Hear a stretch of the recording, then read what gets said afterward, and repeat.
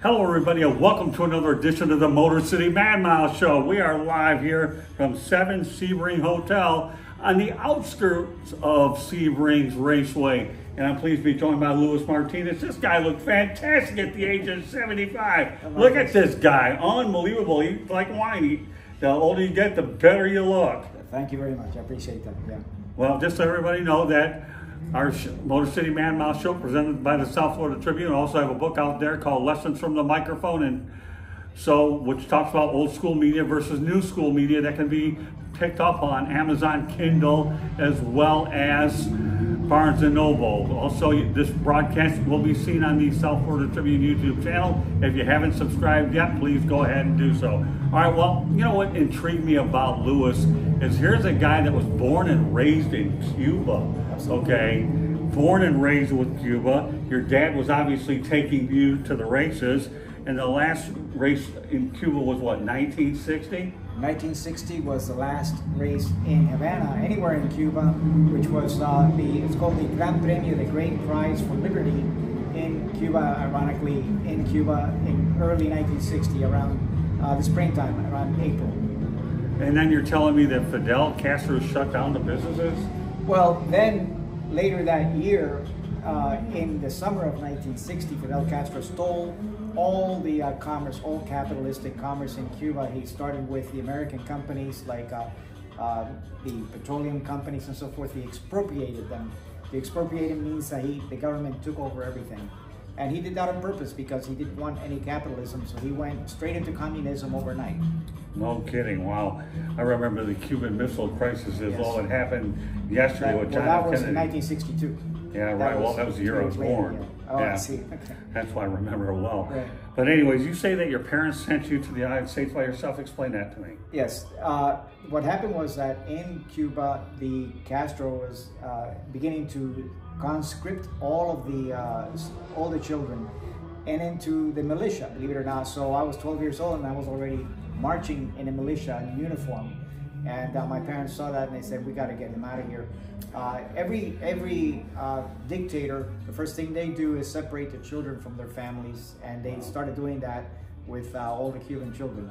And so my parents sent me legally, I emphasize legally, to the United States. I had a passport, visa, I had a host family waiting for me in the United States, and my parents sent me to the United States alone, but with a program, with host family. All right, let's talk about racing. I know this has been a good background here on you, Luis, but we'll talk about the racing continues as a teenager, that you love cars. Let's talk about the timeline for what's all of this transpired. Right, so in the 1950s, those of you who like sports car racing and classic racing, you can remember things like the Mille Miglia in Italy, and of course the Le Mans 24 Hours, and even Watkins Glen in the 1950s. But the classic racers, sports car racers that existed at the time, Sterling Moss, Juan Manuel Fangio, Jack Brabham, and there were many celebrities of that era. They used to come to Cuba for a race once a year, as well as all over Europe and some places in South America. So that was, my father took me to those races when I was a little boy, and then I got the gist of it. I mean, the first car that I always wanted was a Porsche, and I still have a Porsche. And so I've had Porsches, you know, several Porsches over the years, but I was addicted to sports car racing, so that's what I liked. Okay, now by 1975, you were talking about autocrossing. Oh, yeah. So then, as a teenager, I started out with a 56 Chevy, and I did custom body work on my 56 Chevy, and you know, I was in high school at the time, and I did everything myself because I had no money, of course. And then by the time I got into college, I started trending towards sports car racing. So I graduated college and I immediately went out and bought a Fiat 124 Spider, which is a convertible. That's in the days of NGBs and Triumph Spitfires and you know, Austin Healey 3000s and so forth. But what I liked was the Italian lines of a Fiat 124 Spider. So then I started taking it to an autocross. An autocross is where they have a big parking lot and they put cones out in a certain circuit, and you have to navigate these cones. You're never really out of second or third gear, and you navigate these cones, and then of course they time how long it took you to do that. That's called an autocross. And then the winner by car class, you know, they just get a lot of there's never any money or anything like that. So I started autocrossing as far back as the early 70s. So. All right, so tell us sort of the story where you're at now. Obviously, you know, who you're representing and where you're at as far as your career. I know that you've had a very interesting road in motorsports. Again, you're the first one I've ever seen in my entire time covering motorsports where there's been a Cuba associated with it. So tell me where you're at now, then I have a good follow-up question for you. So where I am now is that fast forward decades, 50 years of driving, and I'm a track instructor at any track actually. I've been a track instructor at Monticello Motor Club, Watkins Glen. I've been into Lime Rock, Pocono Raceway, so I can instruct in any kind of car, frankly, you know, any sports car or even a Honda or anything that you bring to the track. I can show you how to drive that car safely at racing speeds on virtually any track. And so that's where I am today. So I'm a certified Porsche track instructor, but I've done Ferrari for 25 years. I do a BMW, Corvette, anything you bring I can help you with. That's my current status today. The other thing, as I'm getting a little older, and now my son is actually quicker than I am, which is, of course, I've taught him everything he knows. But I like to say that. But anyway, the point is that now he's quicker than I am, doing laps at, say, Watkins Glen. And so what I do now is I still do that, but I also do journalism. I do motorsports journalism. So I'm a writer. I have a partner AJ Bristol, who is my photographer. I don't do photography very well. He does it excellently. So he shoots, I write, and then we have a team here where we go to different tracks and I write an article with his photographs, and then we get published, and that's what we do for him. He does it seriously, and I do it seriously as well, as much as I can, as often as I can, up and down the East Coast. Well, I'm going to ask you, since we began with the Cuban theme, do you think you'll ever see racing ever back in Cuba? I know not in my lifetime. No, you don't think? And why is that? Because it's pure communism there. The people there, people have no idea how terrible, terrible things are in Cuba. Everybody works for the government. You can't own a pizza shop. You can't own a beauty salon. You can't own, certainly not a gas station. Everybody works for the government. And they work, I'm not exaggerating, look this up, they work for about $20 a month, give or take, okay? Wow. So they own you. And even if you're a physician or an engineer, whatever, they own you. They rent you out to other countries as you would a slave. And so the physicians that are trained in Cuba, they're well trained, but they end up working in Angola or Venezuela or Brazil or someplace because the government owns you, and they can send you anywhere they want. And then, so there's, as long as there's communism in Cuba, which is, it'll probably be there for my lifetime, there will never be any capitalism to speak of, let alone road racing in Cuba. Okay, you talked about some heavy-hitting manufacturers, Porsche, and name the other ones. How does it feel to be associated with such manufacturers where they're, when you talk about money, you don't get much bigger than these guys. Right. To work with them, not only as an instructor, but to write, but these guys are in unbelievable class. Well, at my level, I work it's my hobby, it's my pastime. I don't get paid by anybody to do this. The only time I've been paid was at Monticello Motor Club, where I was a staff instructor, but they hired me, you know, I had a working agreement with them, but the rest of the time I do this just like, you know, people play golf and they spend money playing golf and buying clubs and traveling to nice places to play golf. I do the same thing, except I'm doing it in sports car racing. So you find it more as a hobby for you? Oh yeah, it's a hobby. Like I said, the only time I've ever done sports car, rather than pay for sports car racing is when I was instructing at Monticello, which, you know, I'm very, very grateful for that. I did that for 6 seasons, and it worked out very well for both of us. So. Let's talk about the top races that you covered. Well, my first really big race that I covered was in 1999. I came to Daytona for the 1999 Daytona 24 Hours. That was in January of 1999. Right. And I remember my mom and dad were still alive, so I got a hotel room for the 3 of us on Daytona Beach. You know, it was a beautiful experience, and I still have a lot of photographs of that. That was my first, and after that, I've done countless events at Daytona. I've also done historics at Daytona, historics at Sebring, historics at Watkins Glen. So historics are classic racers who are no longer competitive. Everything from you know, cars from the 1930s all the way up to cars that are very recent but still not competitive in the modern era. So I've done historics as well as current, like today, current contemporaneous racing.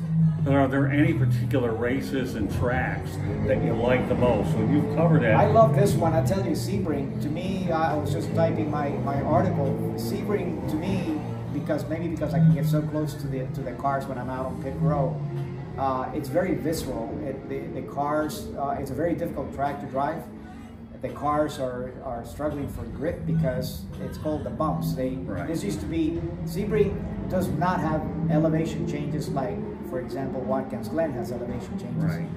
Sebring is very flat. It was built, this racetrack was built on an airport, in World War II airport training grounds. And so we're driving, the cars are driving on what used to be a runway. And so it's not really a road course, but they made it into a road course using aspects of the runway.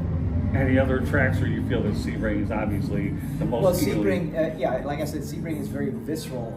Now, for fun and games, Watkins Glen has elevation changes. That's 11 stories from top to bottom. From the highest point in Watkins Glen to the lowest point, you're dropping down, driving down in kind of an S curve. You're dropping down 11 stories, 110 feet, and then you climb back up again. That is very visceral too as a driver, but watching it, you don't really get the G's. You don't feel the G's of going precipitously fast, you know, over 100 miles an hour down a right hand and then a left-handed. It's just amazing as a track. That's why a lot of professionals love to come to Watkins Glen to experience the track. And Watkins Glen has been used the longest road racing track in the United States since 1948.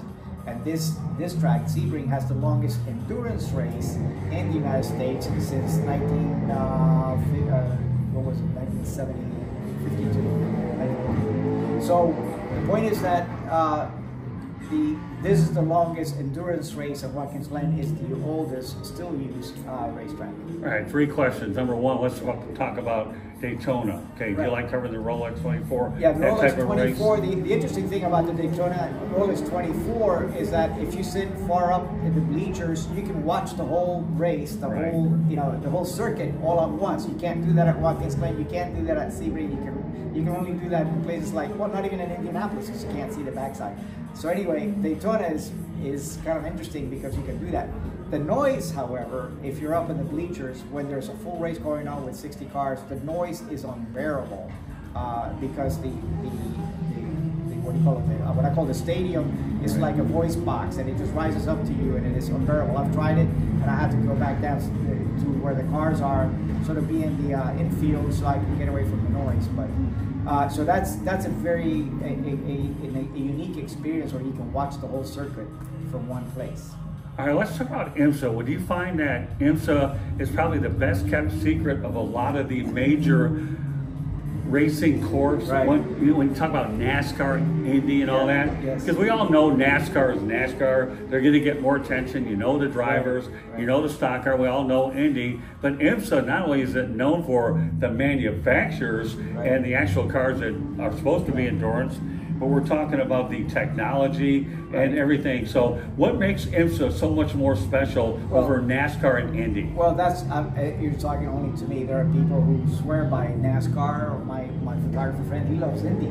So I've never attended a NASCAR event. Well, actually I did, but it was by default because I was working at Dover Downs when NASCAR was called the Winston Cup. But anyway, so that's the only NASCAR event that I've ever attended. But it's just a different style of driving, and I won't get into it because I don't want to, make anybody unhappy with what I'm going to say. But the point is that in sports car racing, first of all, I relate to the car. Meaning, I told you that I had an addiction to Porsche since I was a little boy, and I like Ferrari, Maserati, and all the brands that you can name, Lamborghini, Mercedes-Benz, BMW. I can name all those brands, Corvettes, but those are things that I can relate to immediately. Yeah, of course, the cars are souped up beyond belief, but I can still relate to the brand. I can still relate to the history of those cars, like, Jaguar. My wife has a Jaguar. I love the Jaguars in the 1950s. I'm still addicted to Jaguars. There aren't any here today, but the point is that I can relate to that. NASCAR, Well, it's a chassis and a shell that looks like sort of like maybe a Toyota or a Ford, maybe, and then the rest of it, I don't know. It just doesn't work for me. So I'm not saying you should watch it. It just doesn't work for me. Open wheel racing like IndyCar, like Formula One, like even the Formula Ford, they're okay, but I can't relate to. I mean, I've driven open wheel racers in hill climbs. It's very, very dangerous. I don't recommend that. But I've done that in open wheel racers, and the thing is that it just doesn't work for me either. I just like relating to the brand and the history of the brand, which I've I've read about since I was a little boy. I remember a little boy in Cuba, and I would see a newspaper article that had something about Le Mans, and I would read it and read it and read it over and over again, because that was the only thing I had that I could hang on to. And it was a newspaper article written in Spanish, maybe a photograph, and I would just be addicted to it for a while, because that's all there was. I didn't have access to magazines and all that. I was a little boy, but I knew it. I knew what Le Mans was. I remember distinctly reading in an article in Spanish in Cuba, reading that Juan Manuel Fangio, those of you who might be interested, is Juan Manuel Fangio was an Argentinian who started racing when he was like 42 years old, but he became an ace. He became 5-time world champion in Formula One. Fantastic guy. He was my childhood idol, and I heard say that Fangio would take every corner the same way every time. Well, of course, that is today. I know that to be the case for everybody driving out here. But back then, when I first heard it, I thought, wow, imagine that. He takes that curve the same way every time he drives it for 100 laps or whatever. I couldn't believe that. Today I teach that. So that transition from what I heard when I was a little boy to today is real, and I actually teach. You have to take the curve the same way, what they call the line. That's, I didn't know it was called the line, but that's what it's called, the line. Well, judging by what I've seen with IMSA, you have to have an incredible skill level to be able to drive in this sport, where I'm not saying that you don't have to have a skill level in open wheel. I'm not saying that's the case in NASCAR, but let's face it, you're on a road course, you're tested with endurance, shorter races, and of course you're doing a lot more turns, but would you agree that skill is the key to surviving in IMSA? It's different skills. I mean, I've never driven an Indy car at the speed at 200 miles an hour. The most I've ever gone in my own car is about 140 with a wind behind me. That's sort of terminal speed for the kind of racing that I do. Now there are cars like out here that'll do 180 in a Porsche. My car doesn't quite go that far, and I wouldn't be able to do it. Because I've never been at that level. At the same time, there are drivers who transfer their skill back and forth. There are NASCAR drivers who come to IMSA, and there are Formula One drivers that I've seen come to IMSA as well. And there are some IMSA drivers that take a role. Like I have a friend, his name is Patrick, and he's doing junior NASCAR. Anyway, he's got a name for it. Where he's looking for a ride, as they call it, basically selling his skills to a racing team. He's looking for a ride in a NASCAR type of car, but it's the junior of that, not the actual that you see on TV. But he trends in that direction. I don't have any problem with that. That everybody has to do what they're good at. So I think he does that. Yep. All right, my final question is this. Okay, why do so many other drivers struggle in IMSA? I know Jimmy Johnson had his challenges here, and he's just won. I know that, again, Sebring challenges everybody, right, Johnson included, but let's face the reality. Once they come here, they like to go back. Hey, it didn't work out, let's go back to the old friend here. Right. I will tell you a story that I actually witnessed in the 2007 24 Hours of Daytona. There was a particular, I won't name his name because I won't get any loyal followers from doing that. But anyway, there was one NASCAR driver who got into an IMSA car at the 24 Hours of Daytona, and it started to rain at night. And NASCAR drivers don't drive in the rain at night, Right. So they don't even have headlights or wipers. So he pulled into the pits and got out cussing like, I'm not here for you. He gave a lot of four-letter words for him to, I'm not doing this, in so many words. And he got out of that car real quick, and somebody else got in who could drive at night. in the rain, and that's the difference between NASCAR and sports car racing. You know? Well, I mean, sports cars drive everywhere. NASCAR is limited. I mean, when you're so I hate to say the word, but when you're so used to being coddled in other particular sports, you are. But when you come here, you're not coddled. You're out there like the rest of us that dealing with those conditions, and a lot of guys don't like that. Look at that. International Motor Racing Research Center. I'm here with Luis Martinez. This is Scott Morganroth, Motor City Man Mouth Show, presented by the South Florida Tribune. I have a book out there called Lessons from the Microphone. Can be purchased on Amazon, Kindle, and Barnes & Noble. Our YouTube channels at Tribune South. The website, www.southfloridatribune.com. If you haven't subscribed to the South Florida Tribune YouTube channel, what are you waiting for? You get more opportunities with guys like this.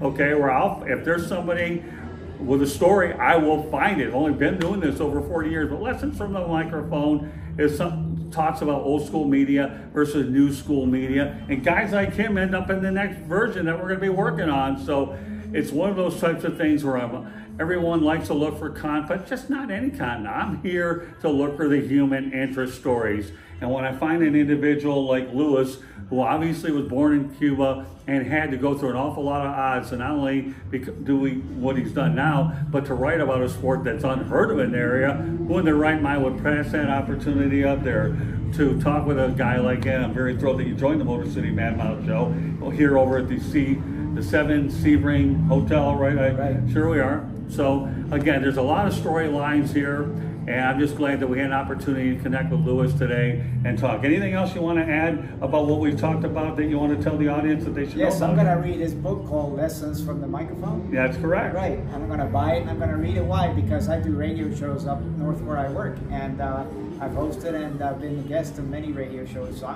have to listen to what he has to say about Lessons from the Microphone. Well, there you go. Hopefully I found myself somebody to read the book, a book, and I'm hoping to put him in on the second one. But this is what we're looking for, folks. If you're in the podcasting industry, don't sit there and think that you can just whip one up in 30, 40 minutes. Get out on the street. Look for these stories out there. You know, you can't sit behind your computer looking for a story. And that's what we try to do here, is look for some different ideas. And, you know, when I talked to Luis earlier, you know, he has something in common with Robert Redford, the natural. That's what this story was all about here over in Sebring. So great opportunity to have you on the show, Luis. Thanks very much. I really enjoyed it immensely. So folks, once again, Lessons from the Microphone can be purchased on Amazon, Kindle, Barnes & Noble, South Florida Tribune YouTube channel. Please subscribe. Very easy. Go to youtube.com, look for South Florida Tribune, hit the red subscribe button. Bingo, there you go. And then you'll be off. So meanwhile, on behalf of Luis Martinez, my name is Scott Morganroth, Motor City Man Mouth, here out in Sebring, Florida. Thank you for joining us, and we will catch you on the next episode of the Motor City Man Mouth Show.